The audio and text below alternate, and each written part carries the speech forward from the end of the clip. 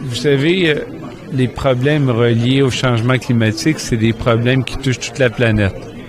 Et ça va prendre un effort collectif.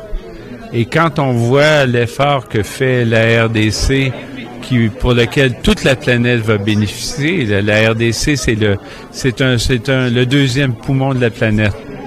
Et les efforts qu'ils font eux-mêmes, donc on doit juste le reconnaître. Deuxièmement, je dois dire aussi que ça m'a stimulé de voir tout l'intérêt parce que le Canada va doubler son aide aux pays en développement en ce qui touche l'adaptation.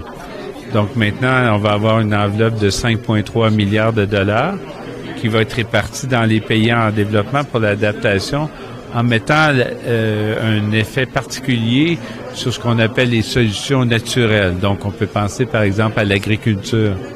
Et quand on sait l'importance de l'agriculture ici en RDC, notamment qui bénéficie aux femmes en particulier, donc on est très stimulés.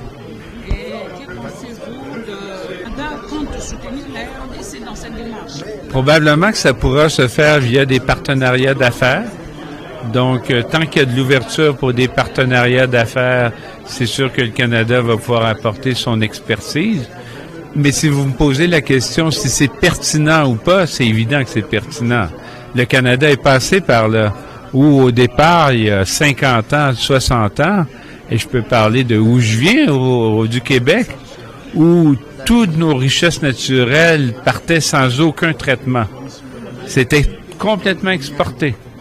Et là, justement, on a établi des usines de transformation de façon à donner une valeur ajoutée aux richesses naturelles pour pouvoir, après ça, les exporter. Donc, pour moi, c'est une étape normale et on doit encourager ça, bien sûr. Merci beaucoup.